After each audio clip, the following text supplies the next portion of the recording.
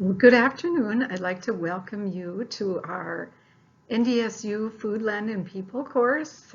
It's called Ag Elevated Virtual Summit. And the Food, Land, and People program, for those of you that are not familiar with it already, we do many different classes throughout the year. And so this is just one that we've decided to partner with the National Ag in the Classroom Conference and allow you to receive a credit while participating in their virtual class. So we're really looking forward to it. One of the facilitators and the teacher of record for the course is Ginger Dietz. I've taught together with Ginger for many years, and she started the original Ag in the Hallway in her school before she ever knew that there was an Ag in the Classroom program. And so Ginger developed that, and realizing that her students were becoming further and further removed from what was happening on the land and their connection to it.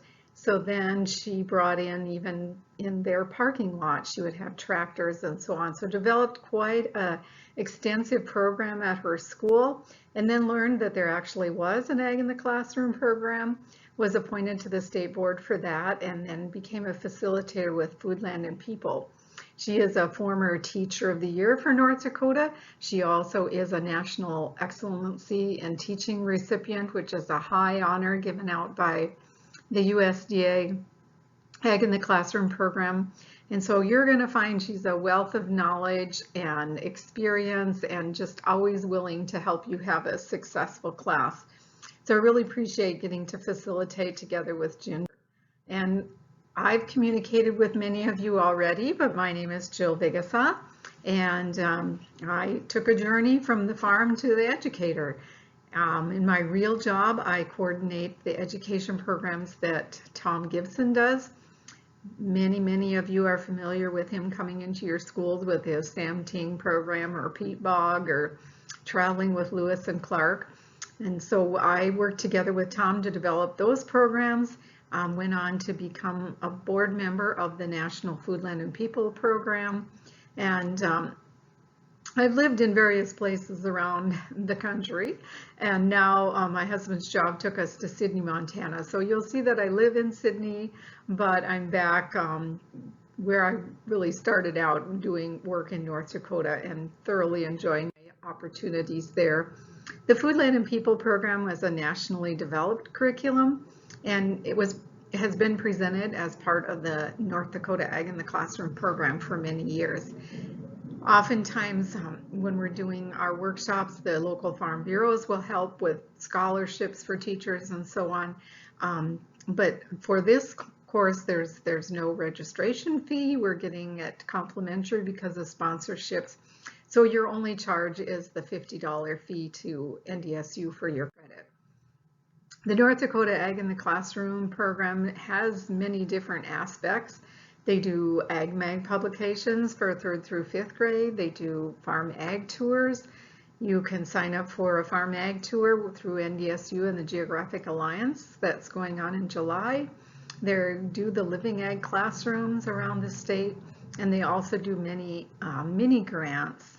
And those are grants to do things in your classroom, open to any grade level.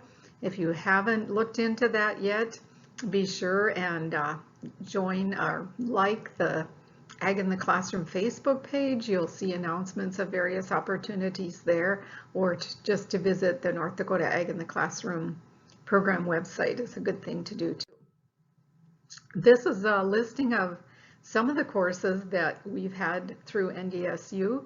The first ones there are typically our summer face-to-face workshops, and we wish we were out doing those already, but maybe later this summer we can do some of them. And then we have several online classes that you see there. And this is the first one that we're saying really is a virtual one.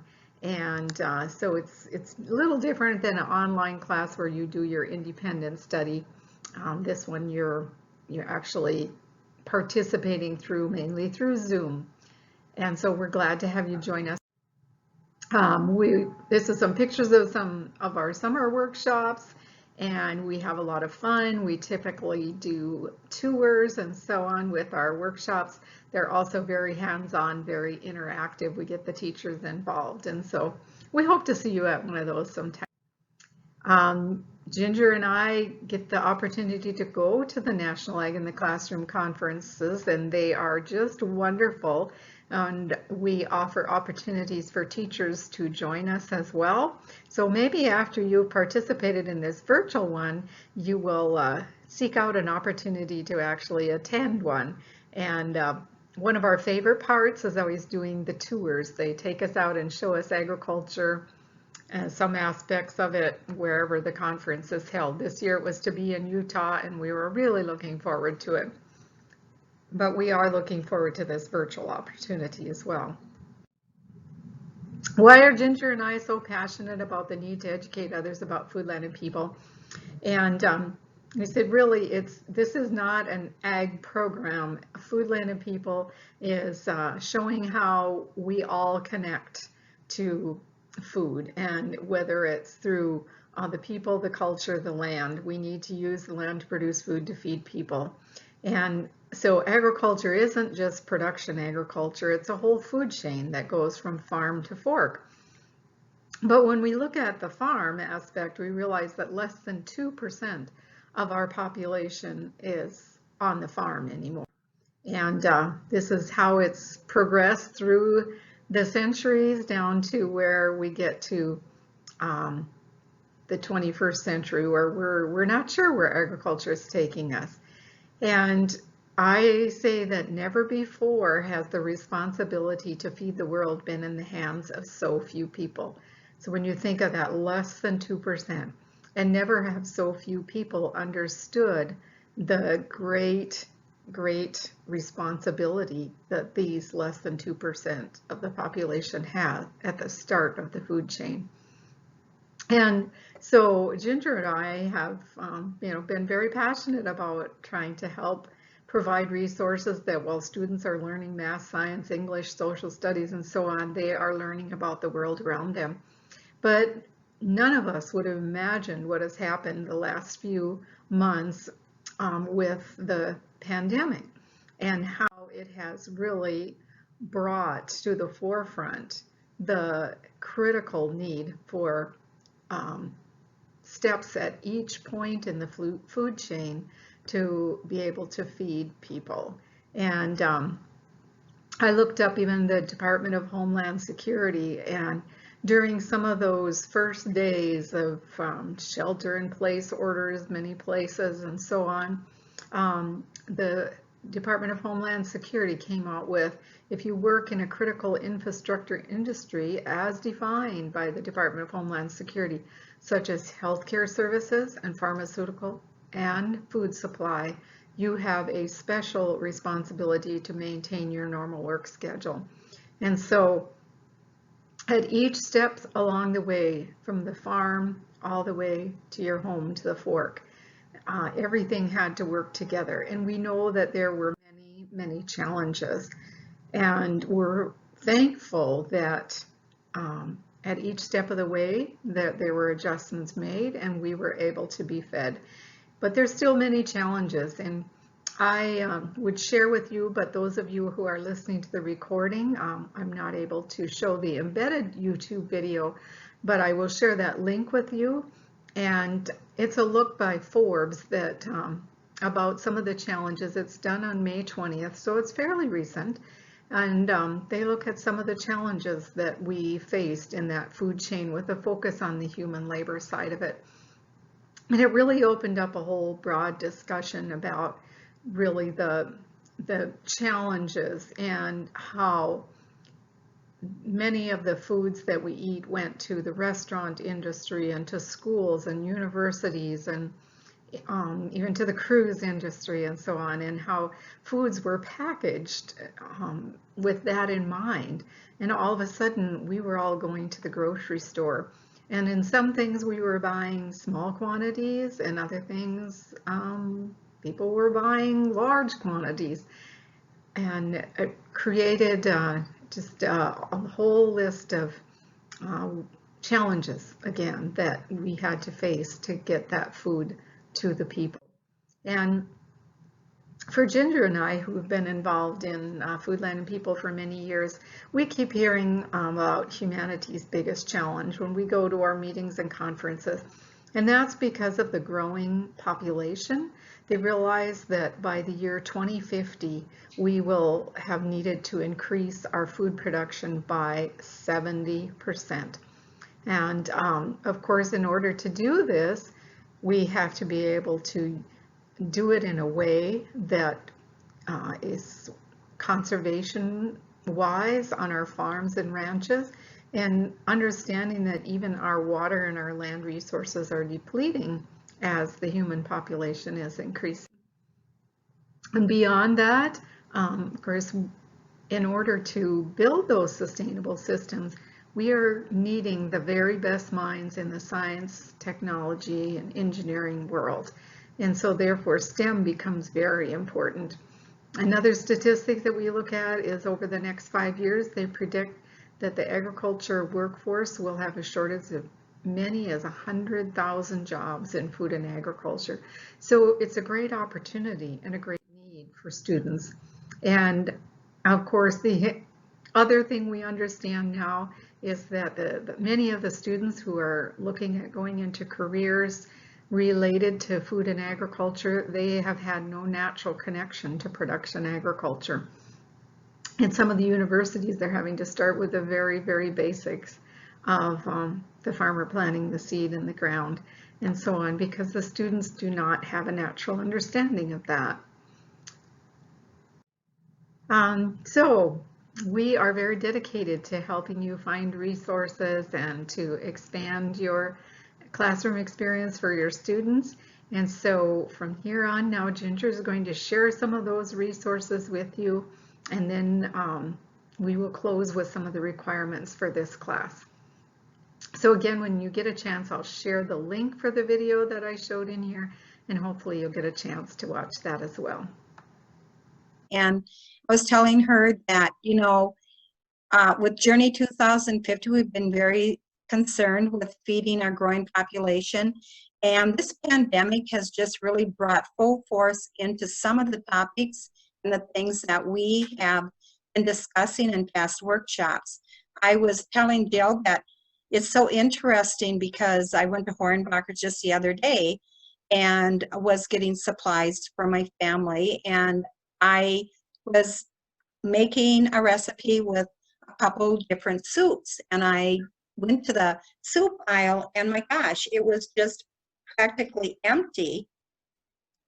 And so of course I had to find out why. So I go juggling along and trying to find a manager, and said, let's talk about this aisle. And she was saying, you know, Jill said something really important about the food chain and the food supply chain. And they said the company, we were talking about Campbell's Soup, and they said the company is making soups, and they've got a supply of soups, but they cannot get the cans from the company that they buy. So then we're talking about packaging and all the things that can happen.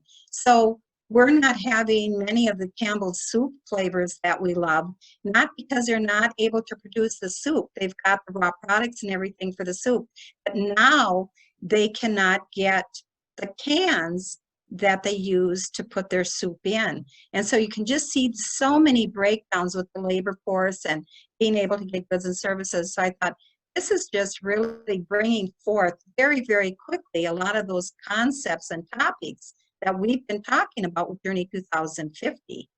So just really an interesting dilemma and times that we're living through.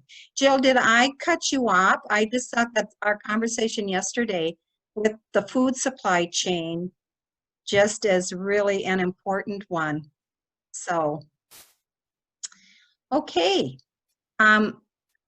We will then go on.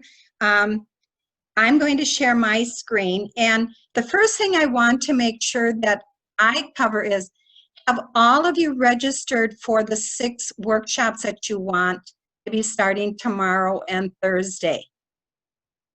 You've all done that?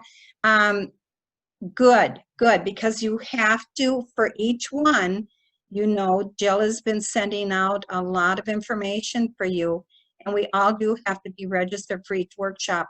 And unfortunately, that's going to make it a little bit crazier because each one will have its own separate Zoom connection for every single workshop. But they look wonderful. So great. I'm so glad you're all registered.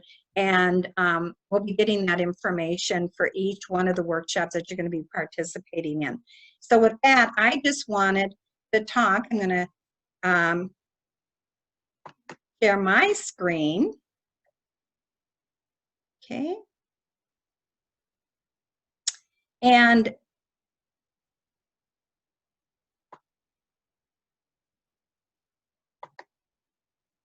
host disabled participant screen sharing. Jill? Jill needs to give you the Yeah. access to run the meeting. So Jill needs to go on and do that. Yeah. I could see her smiling. She was just figuring out that she hadn't given that to me yet. While you're waiting, I had kind of the same. We're grocery shopping and the instant white rice. We hadn't been able to get it from the grocery store for like multiple weeks, and I don't know what that was about. But now it is back in stock back at the grocery store, but we couldn't find it for 2 or 3 weeks. Yeah, and I think another part that's really interesting is, you know, just people buying up tons of something that they were in a panic about being without. And I know that a lot of people were talking about buying pastas and rice products, and of course the toilet paper will be a product that we'll talk about for a long time that flew off the shelves. And probably people had their garages full of toilet paper, but I think that was some of it as well. Okay. So now let's share. Okay. What I'm going to share, I think it's really, really interesting, the fact that 50% of you have not been with us, and then 50% have been. And I have said this so many times. I know that a lot of you that have been with Jill and me frequently just think, I mean, how many times in her life does she say, when I was teaching, I taught for 41 years before I retired. And oh my gosh, I wish we had I would have had the National Ag in the Classroom Matrix. Those of you that are new to us, Marcia's, Sarah, Aaron, Dan, a lot of you that have been with us know how I rant and rave about this Agriculture in the Classroom Matrix. And to be honest with you, I think that as we live through the next 2 days and we're participating or living through the workshops that we're going to have online, we're going to see a lot of connections with the matrix. So the National Ag in the Classroom Matrix is just full of resources. So when you go on to it, you're going to see the screen like this, and I'm going to talk for a while and just show you some kinds of things that I felt were good connections with the workshops that they're going to be living with and through in the next 2 days. And so the first workshop on the list is called Scrambled States of Agriculture, and these are for grades 3 through 6. And as they were advertising these workshops, they said, you know, the first day, the first 6 workshops are really going to be geared to the elementary level students and teachers, and the next day it'll be more geared to middle school and high school. But I told Jill, you know, really that isn't true, because, for example, well, this Scrambled States of Agriculture, which is by Kevin Doherty, and he is the Illinois Agriculture in the Classroom coordinator. He is absolutely a wonderful presenter, and he loves the literature connections to agriculture. And so his workshop is going to be the scrambled states of agriculture. And so when you listen, if you're signed up for him, some interesting places to go on the matrix, because we're going to have you go into the matrix. They're going to be connecting you to the matrix and different kinds of workshops and some of their favorite sites. I would recommend that you either go to the Teacher Center or to the Student Center. And you notice that under the Teacher Center, you have a whole lot of different resources there for you. And so when you are listening to Kevin, he's going to be introducing different state agricultural facts.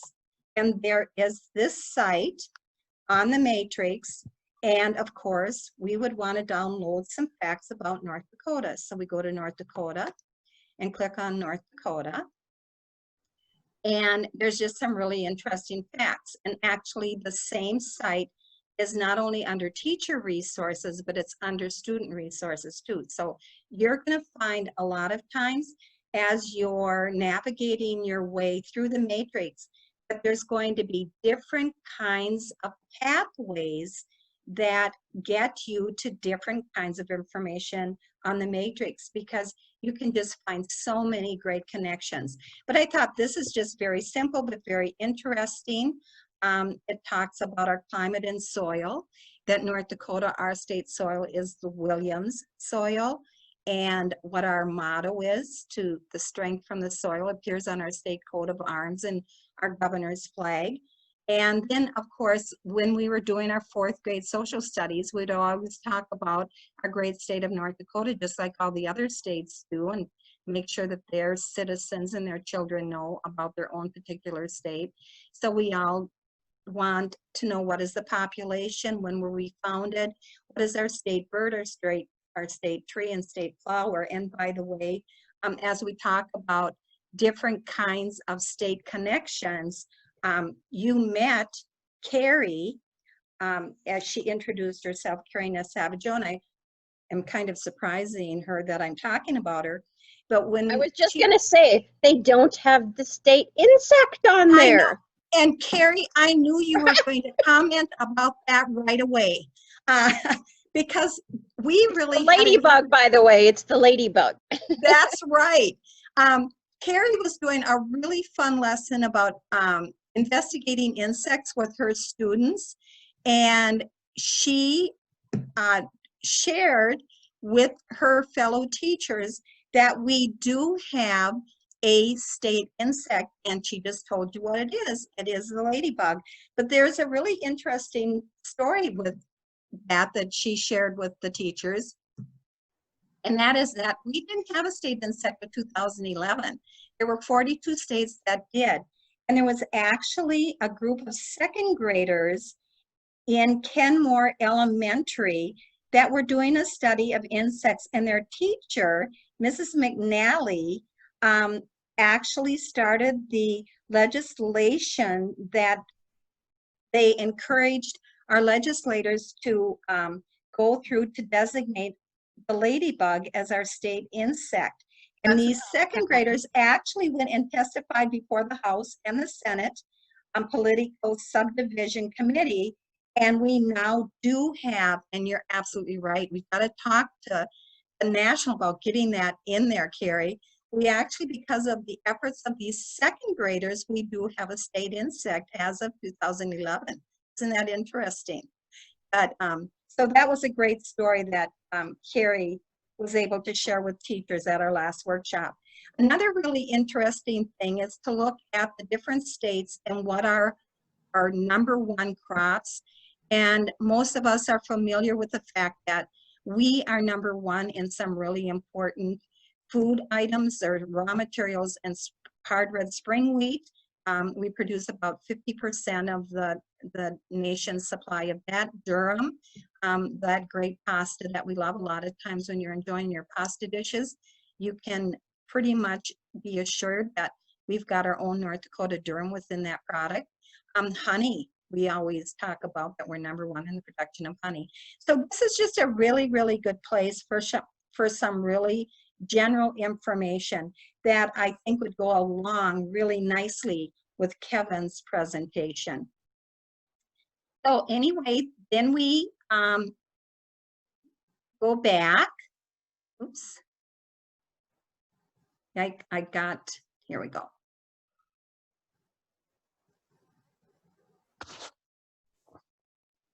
Okay.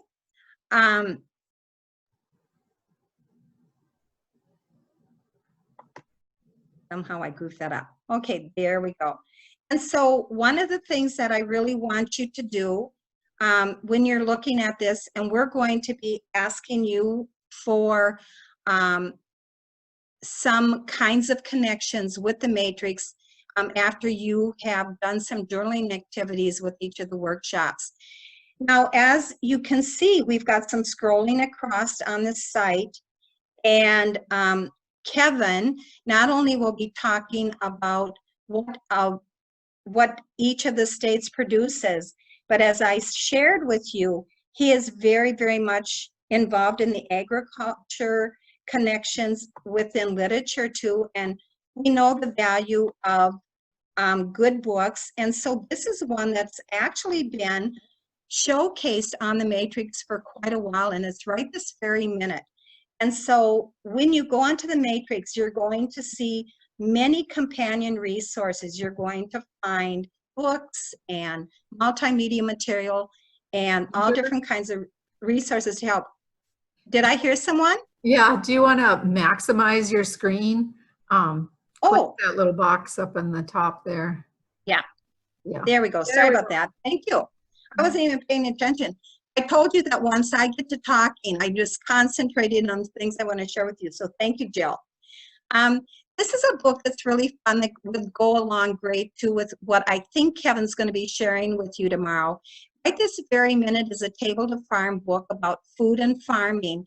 And there's actually a lesson that goes with it. But then notice that every time that you are given a resource, another nice aspect of the Matrix are lessons within the Matrix that are associated with this resource. So this is a really good book, and you can find this book being read online through different agricultural kinds of entities that are interested in our teaching of children about agriculture. So we find that lessons associated with this resource are high-tech farming for grades 3 through 5. And so you can see there's some really great lessons for lower elementary using this book.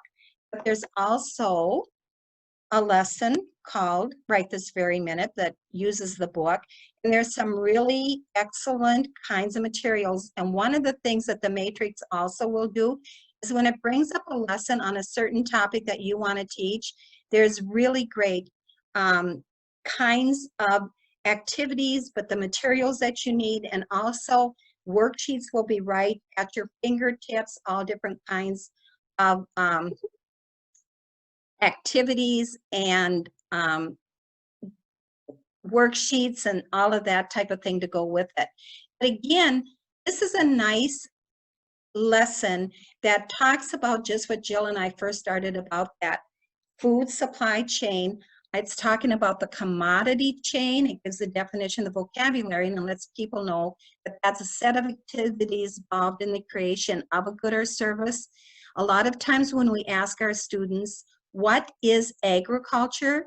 You know, if you get an answer at all, it usually is that it's farming, and that's a really great, excellent answer. Farming and the production of the raw materials is just a small part of the agricultural cycle.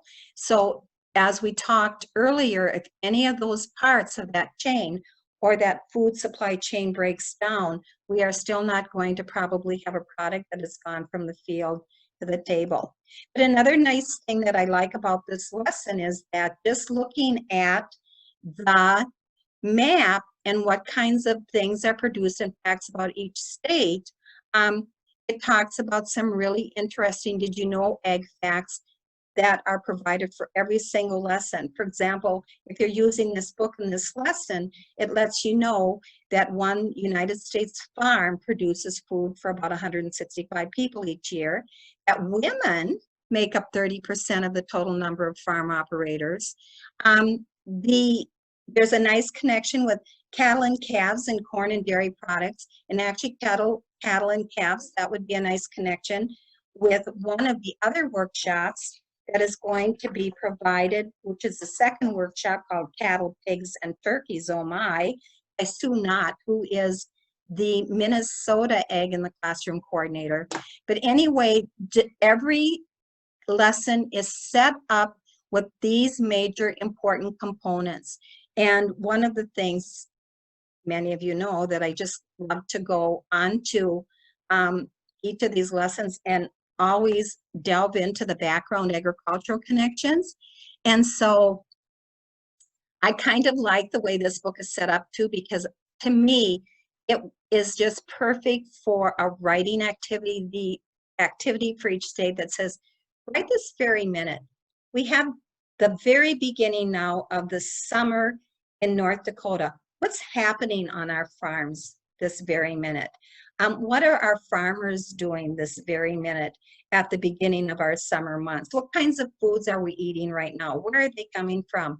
But then I also like that it ties into, if you notice the second paragraph, it talks about that location and climate play a big role in food production. And of course, we all know that, the seasons of the year and what is important for each state and each local kind of area to produce what kinds of food. California is the nation's top agricultural state, and that it has a moderate Mediterranean climate and diverse land resources, which allow for all year round production of many foods. But North Dakota's subhumid continental climate, which we just read about, if we read about all the facts of North Dakota, is perfect for the production of small grains, specifically spring wheat and durum, or our pasta wheat. And so it starts, and then it talks a little bit about Florida. So this is going to be a really nice connection if you're interested in Kevin's workshop that you can find that's going to go along with it. Now, the interesting thing is when we are doing our journaling activities that Jill and I are going to ask you to do for each of the 6 lessons that you picked, we do ask you to connect to the agricultural connections and to the companion resources that each of the workshop presenters is going to introduce to you, or that they're going to bring to your attention. And so you're going to be jotting those down and paying attention to that, and it's going to bring you to resources like this. And so then it gives you just a really nice smattering of visuals and materials that are provided with you as part of the lesson that you can access. But what I really want to zero in on is the fact that they give you enriching activities, and then we're down to the suggested companion resources. And so if you look at the companion resources right now, you will see that there are activities that you can access.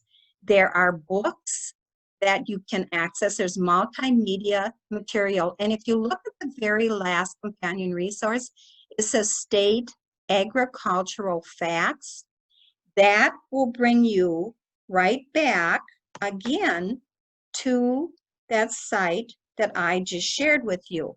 So here is the site, the Kids Zone, which you would have accessed already to click on to North Dakota, that you would be showcasing with different teachers at different grade levels and students. I meant students at different grade levels.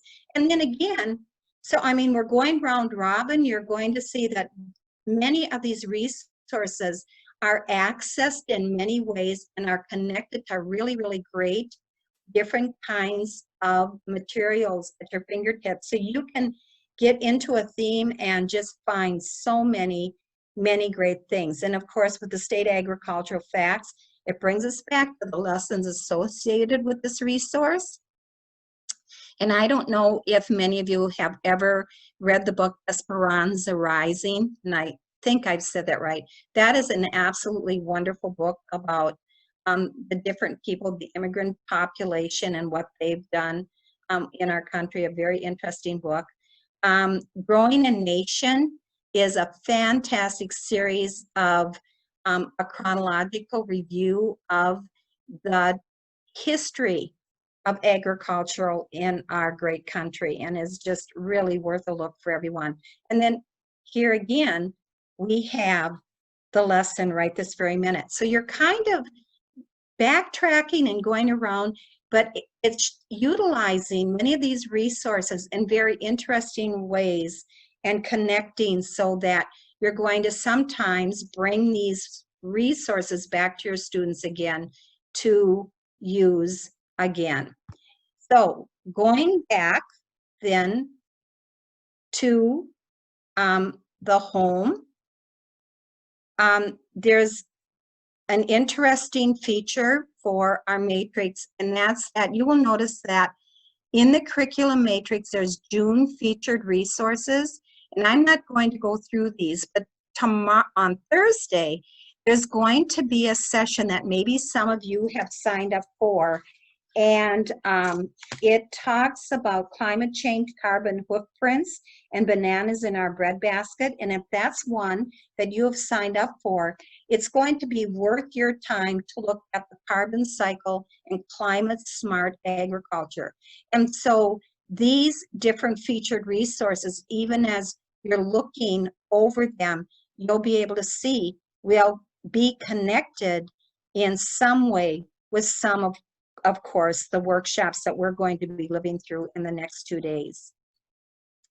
The next workshop that I was talking about by Sue Knott is called Cattle, Pigs, Turkeys, Oh My, where she actually is going to be giving you hands-on experiences with her favorite animal-themed activities from the National Ag Literacy Curriculum Matrix. So you're going to have, in the next 2 days, a lot of probably presenters that are going to be bringing you to this resource. But if you haven't seen it before, I'm sure you agree with me that, oh my gosh, it is just really, really a great tool for you. So I look at Sue's presentation, I think, oh, okay, I'll listen to this. I wonder what companion resources she's going to talk about. What are her favorites? And I want to do more research. So I go down here to the search matrix and put in a keyword. And oh, she's talking about cattle, pigs, and turkeys. And I think I want to see, are there any kinds of lessons that I might want to access on cattle? And heaven forbid, there they are. We've got animal life cycles at home on the range for grades 3 through 5, at home on the range for grades 6 through 8. And we've just got a lot of things that would go along with cattle, also that would go along with some of the other topics that are going to be talked about. She's talking about cattle, pigs, and turkeys and the matrix. Here again, we have carbon, hoofprints, cows, and climate change. So that's going to be an interesting topic that is going to be for the older students.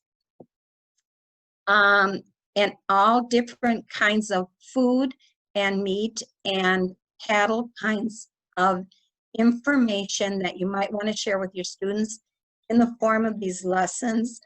And it's going to be for grades all the way from kindergarten through the high school level.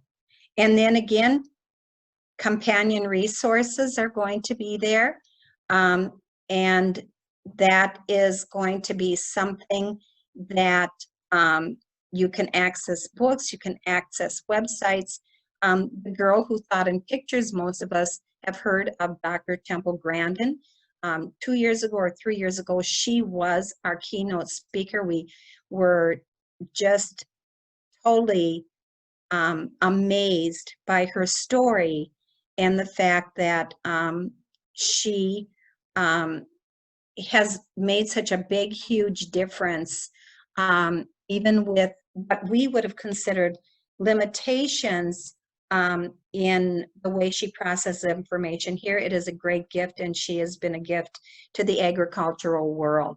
So, and then, like I said, it's just full of different information and kinds of things that we can access, kits and whatever. So going back again, if I wanted to, okay, I just found a lot on cattle, but you know what? Sue's going to be talking about turkeys as well and pigs. I wonder what lessons we have on turkeys. So I entered that keyword. And again, did you know that a group of turkeys is known as a rafter of turkeys?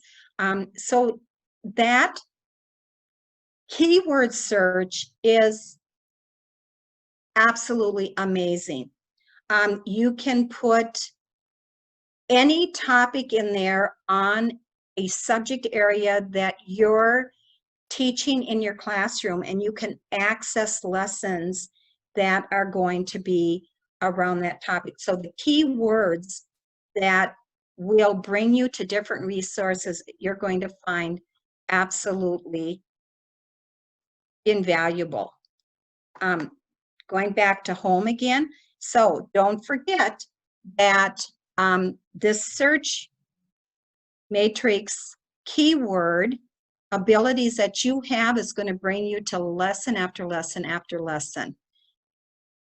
Okay. Then going on with the list, another thing I was really, really interested in, I thought, oh, what do you know? At 1:30 to 2:30 tomorrow, there's a workshop called Driving STEM Super Soybean Car. And actually, one of the other kinds of things that we really enjoy is the Ford. The Ford company has been at our workshops, the Ford Motor Company, because Henry Ford really believed in non-renewable resources. And so he was working with soybeans and creating plastics that were part of his car way at the very, very beginning.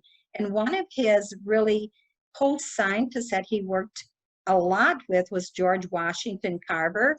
And so when we're looking at that Driving STEM Super Soybean Car, you know, knowing that they're going to be giving you information, the American Farm Bureau Foundation, along with the Ford Motor Company, I think, oh, I might want to research a little bit more about what's going to be on the matrix. And probably some of these are going to be companion resources that they showcase for us. So I'm just going to put soybeans and see what I can find. So I do a search, and sure enough, from soybean to car parts full of beans, Henry Ford grows a car. And so when you start making connections with the workshops that you're going to be watching in the next 2 days, you're going to see it's really, really easy to navigate into the companion resources that they name. It's going to be easy to do additional kinds of research into the topics that are going to be provided for us at this workshop. This has been a lesson that Jill and I have really enjoyed and loved, from soybeans to car parts. And it's for grades 3 through 5, but you saw the other lesson was for older students. And this was a really interesting lesson where it talks about the bio-based product that you can make, the plastics that you can make from soybeans. But then it also introduced us to corn and amazing plant food, fuel, and plastic. And our teachers actually made their own plastic with corn. And so that would be another really great lesson if you're interested in bio-based products and plastics. Okay, I'm going to just take us a little bit back again. So, I mean, you easily can see how valuable that search the matrix by keyword is going to be. And then another thing that we have, those of you that were with us for our winter and spring spring workshop. As we closed down our classrooms and had to create lessons for at home, we were blessed, I felt, with e-learning by the Matrix and by the educational ag entities in our nation. And one of the things that a lot of our teachers used, and a lot of you that, like I said, were with us before, will say, oh my gosh, we looked at this a lot, because they took some of the major lessons that we just talked about and that are going to be talked about in the next 2 days throughout these 12 different workshop themes. And they are found actually on this e-learning site. The pre-K through second grades could look and all ready to go and connect with their students from home, was eating plants, egology, farm animal match.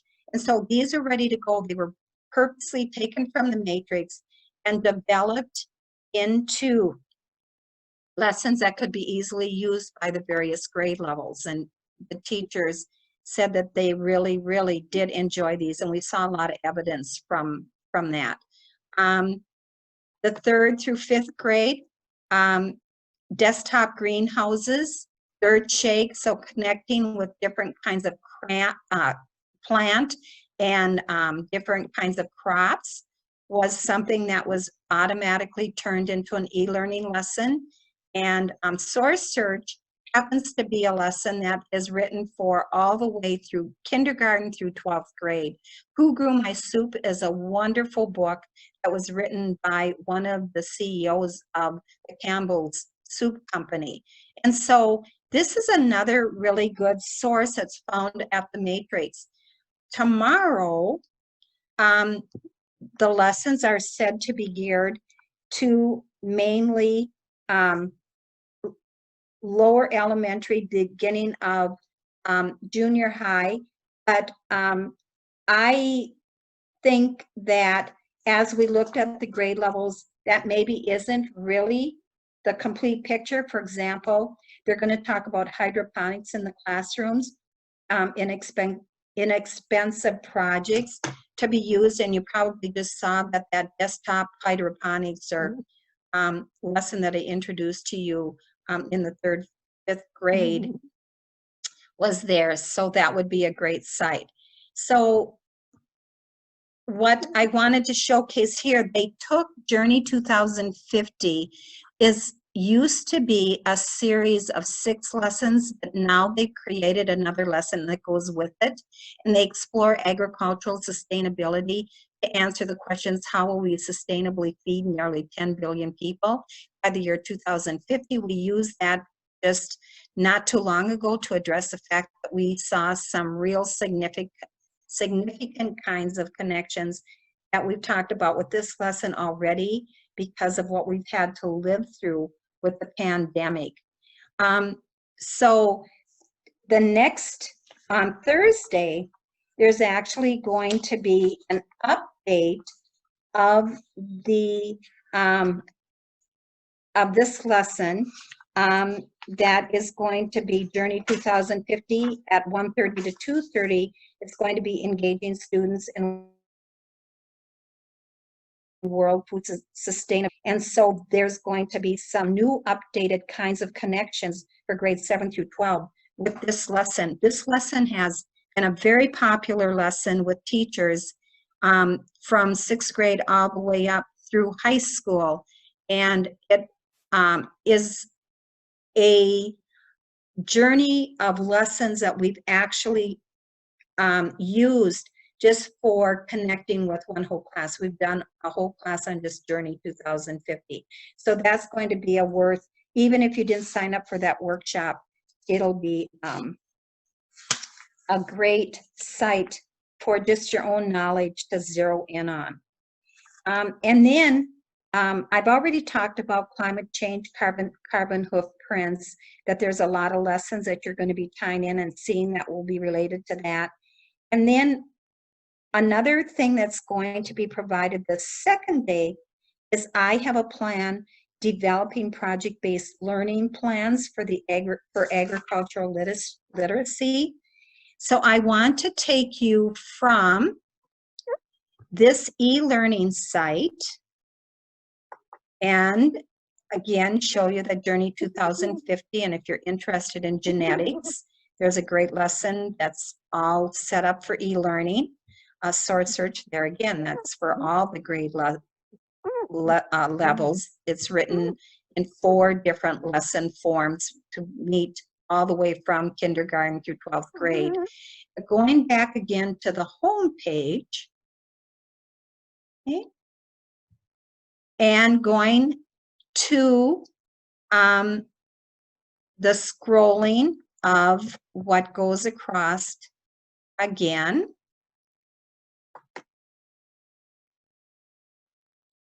I want to also look, because a great place to connect with topics would be, of course, technology, science, technology, and our STEM portion. So I've already talked about 2 other workshops and their titles. And so if I was going to use the matrix, the person, Deborah Spielmaker, anyone who has used the National Center for Agricultural Literacy and has used the matrix is familiar with Deborah. She's a professor at Utah State University, and she's very, very actively involved in what kinds of lessons and what kinds of resources go on the matrix. And she's going to be talking about project-based learning and with agricultural literacy. So when you go to the Teacher Center, under the STEM component or portion of the matrix, you have something there too. Right away, for teaching and learning strategies, there is a PowerPoint that's been produced that talks about project-based learning and gives you information as to some of the aspects of not only project-based learning, but problem-based learning that would be maybe worth your time if this is a workshop that you've signed up for and you're really interested in. And then as you look, we talked about that there was going to be a workshop Wednesday on hydroponics. So as you look at the different topics that are under the STEM umbrella, and there's many, many more lessons that are under the STEM umbrella than what are just listed here. But you can see that hydroponics and aeroponics is one of that, biofuel that we just talked about, going to the lesson on different kinds of fuels that are made from corn and soybeans. But if I was interested and I'd signed up for the hydroponics in classrooms, inexpensive projects, and curriculum for indoor gardening, that's going to be presented tomorrow, and that does say it's for all grade levels. I can go just here and find what lessons there are for hydroponics. And so once you start playing with the matrix, and this is the site, the National Agriculture in the Classroom Matrix, that is going to be featured in many, many of the lessons that you and I and Jill are going to be sitting through in the next 2 days. This is what they mean by the National Ag in the Classroom, and this is what they mean by the matrix.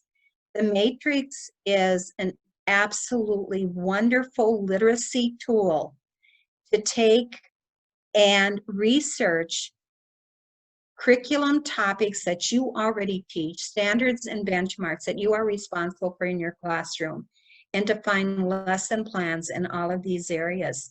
And so one of the things that you will have many of these presenters doing for you is probably just doing, and I've done this very quickly, like I said, some of you are very familiar with the matrix because this is a major tool. that Jill and I live with in and out of all of our workshops, and actually I'm on the matrix at least once a week. I just find it so interesting, and agriculture, of course, Jill said, we're passionate about it. I'm always wanting to learn about it. It's continually being updated, and new ideas are in front of me. I can read about current technology that's happening in agriculture, all of the topics that are affecting our food supply, what kind of hindrances we're having to our food chain at the time, because people are just across the nation addressing these issues and bringing forth these topics to us. And I can't say enough about, not only do we get introduced to lesson plans, but if I'm going to study aquaponics or hydroponics, I can tune into these lessons after I've listened to this important national workshop, and I can look to see what kinds of things would support it, or maybe this is going to be a resource that they even address on that topic. I'm going to find very, very worthwhile vocabulary, interesting facts, be given a very, very good background agricultural connection with that topic, and then making sure that I go down way to the bottom, look at the suggested companion resources. And so I find that suggested companion resources are every bit as valuable with every single lesson that I'm teaching, so that I can go beyond that lesson and bring interesting and very, very worthwhile, up-to-date materials to my students. And so you've got some interesting kinds of connections that you're going to be making with the agricultural world in the next 2 days. And then we are going to be really doing some work with this matrix that I've just showcased for you. I hope not too haphazardly, so that you kind of understand everything it can do for you. But remember that I'm available to you. We're going to talk now about our curriculum connections that we're going to have you making, and the journaling we're going to have you do. And then I am going to make sure that you know anytime during this workshop, if you need to contact me, that you can do so. So the next thing that Jill and I are going to do is just connect with the our journaling portion of the workshop, and what you're going to be doing tomorrow and Thursday as you watch each one of your workshops. And we've tried to make it very general, but I think a really good connection, and what we're going to expect for you for the rest of the class then. So here's going to be the journaling portion and the requirements that we have created for you for this class. Okay, thanks, Ginger. And again, feel free to jump in here, but this course we wrote up, we said it's not quite the same as an online class. This is more of a virtual class. So it's modeled after a face-to-face workshop. So NDSU tells us that for a face-to-face workshop for 1 credit, they want to have 15 hours of content or contact. So we had to come up with a plan for 15 hours of content for you. So some of you have seen this already on the website where we shared the syllabus, but I just want to go over it a little bit with you again.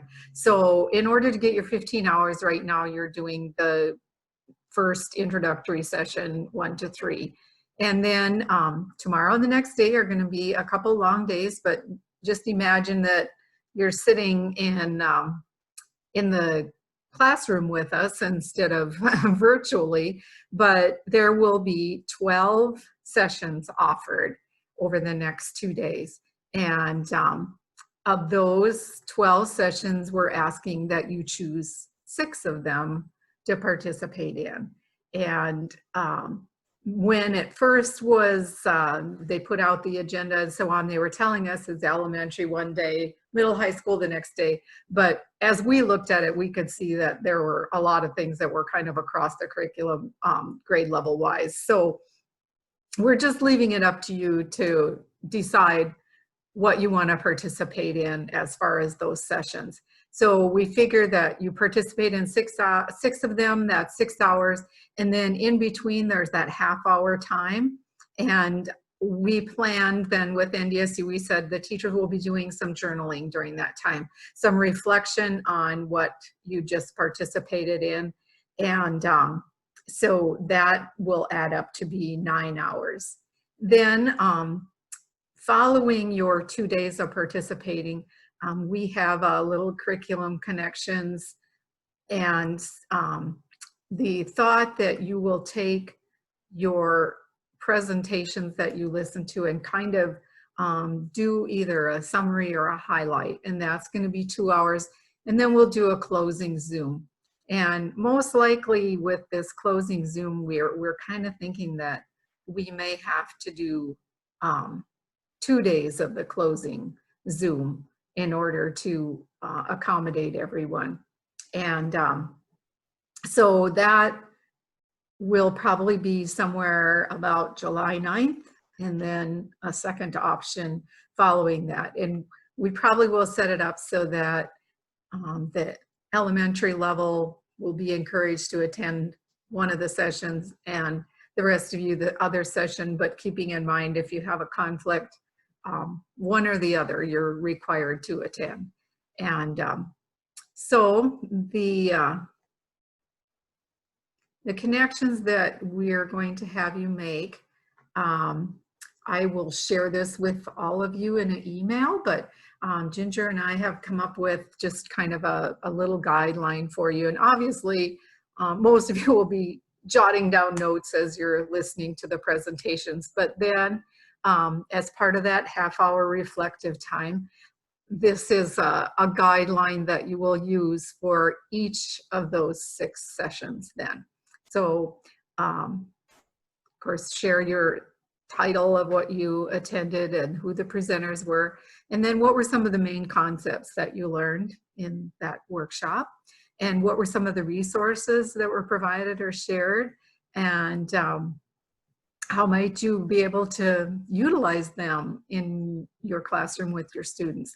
And so, like Ginger said, you'll likely be taken to the matrix, probably by some of them, but we know some of these presenters and they have other excellent resources.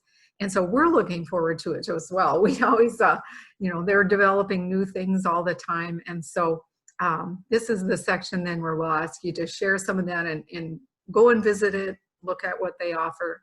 And then a final reflection in your journal of how you might take some of those things that you learned in that session, some of those resources, and actually implement them in your classroom.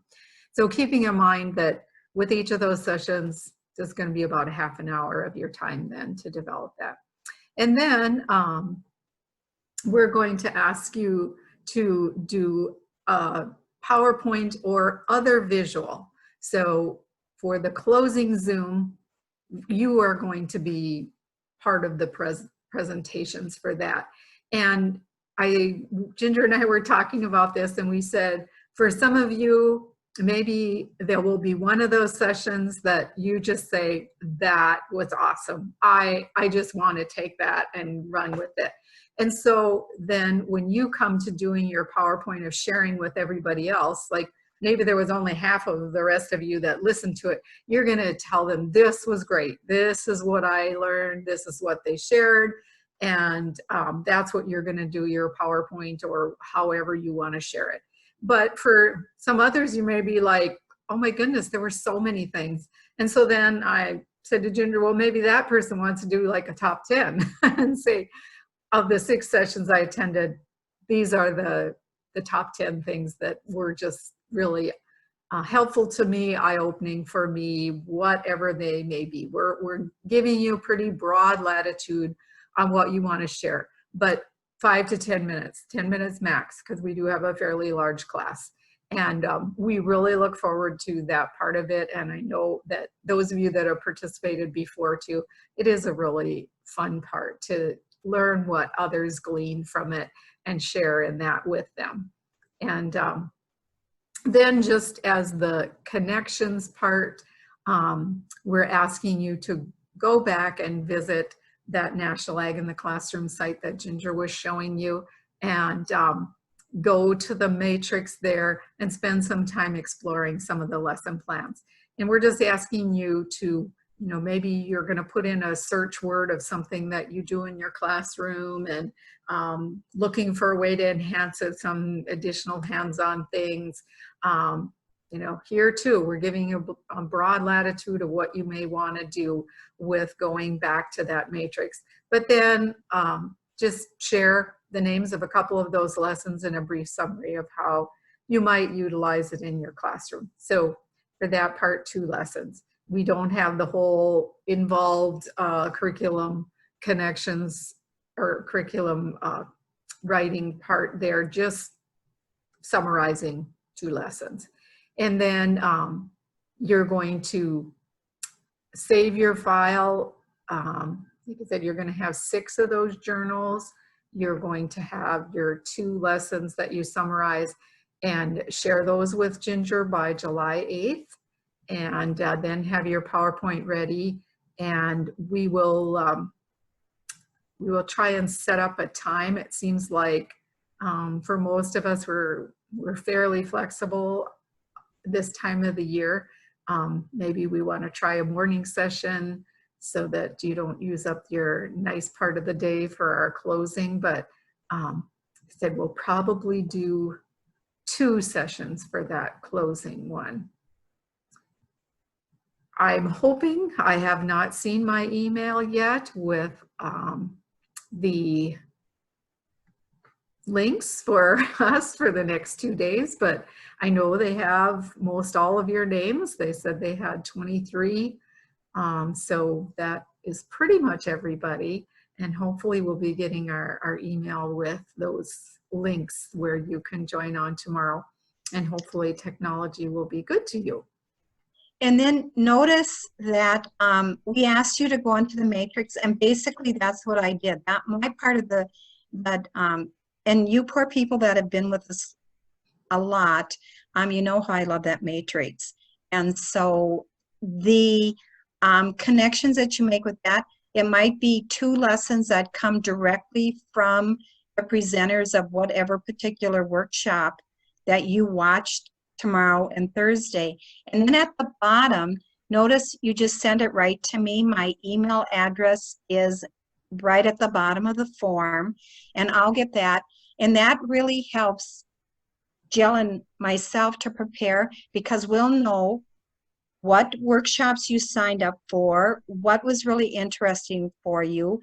And so then we can kind of lead different people who take the same workshops and the kinds of connections that they're going to be making, hopefully with their students. We can connect those people, and it leads to a really nice opportunity to communicate and dialogue together when we're talking about that particular workshop, and some connections that you find that might be just really great for your students. So, and then you've got my email, so if you end up having any questions or concerns, you can email me anytime you want, just privately, and we can communicate back and forth. Always feel free to do that.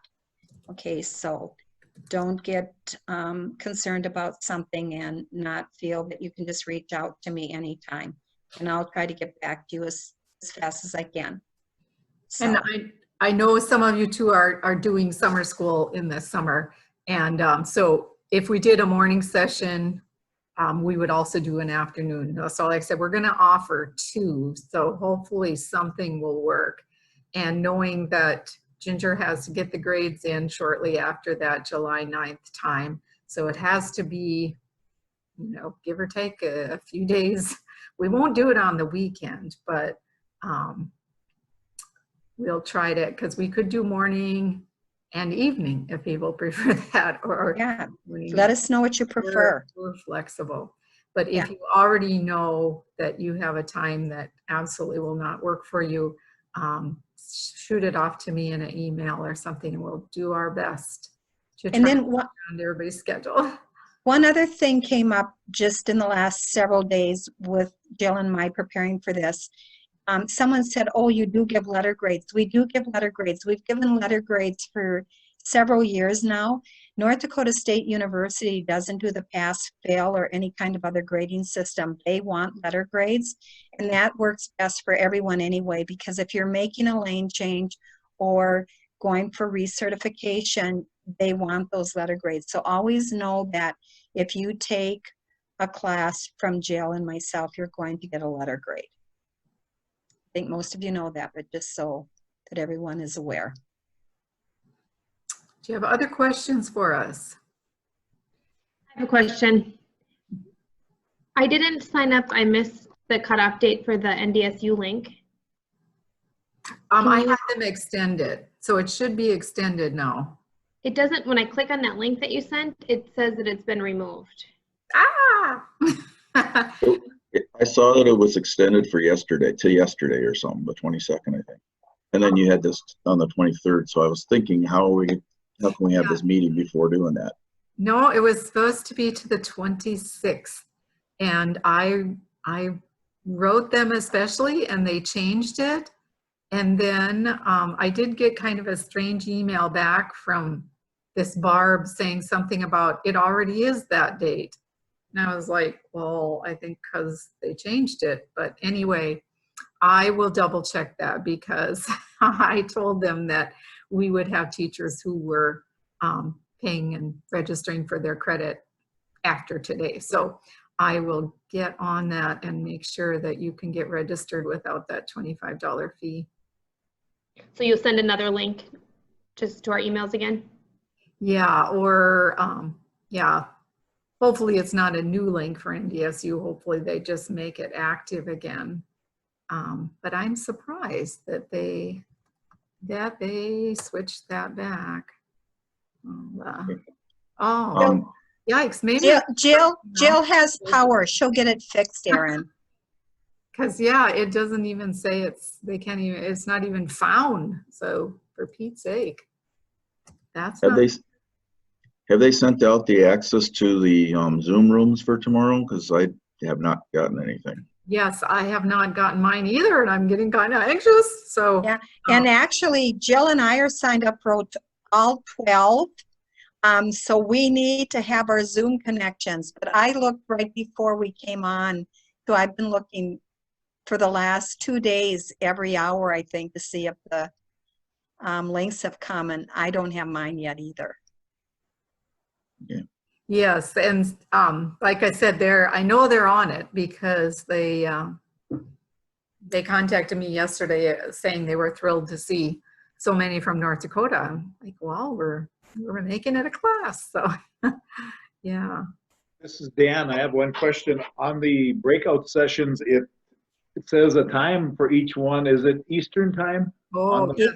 Thank you. Thank you, bringing Dan. it up. Yes. Yes. That first one's at 8 o'clock, I think. Yep. Because We it will says be. 9 and If you've taken the first workshop, either day you will be starting at 8 o'clock. Okay, thank you. Yeah, because at 9 o'clock is Eastern time, so we start at 8 o'clock Central time. So set your alarms. 7 o'clock for mountain time people like me. If we have any other mountain time on this class, but okay, yeah, thank you, Dan, because I had a note and obviously didn't read that. Did you notice, Jill, that we have a new student? Kay is holding the youngest member of our class. Yeah. Yeah. Hi there. Thinking about her. This is Savannah. Hi, Savannah. You see Dad We- on there too? Yeah, she does. Yeah. So that's probably why we're getting that big smile. We think she likes us, but she sees Dad.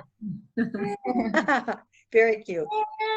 Okay, well, if there are no other questions for now, we can be done. And certainly you have our emails, and so email anything. And yes, I hope that by another hour we have our links for the next 2 days, because if not, Ginger and I are going to be panicking. Yes, we will. Anyway, I will be yelling at Jill, fix this. yeah, That's what I'll be doing. So, and I'll check on the NDSU credit right away. okay. Thank you, everyone. Enjoy the rest of your day and enjoy all of the sessions you signed up for tomorrow and Thursday. Yes. So, take Thank care. you. Look forward to it. Bye now. Bye-bye. And how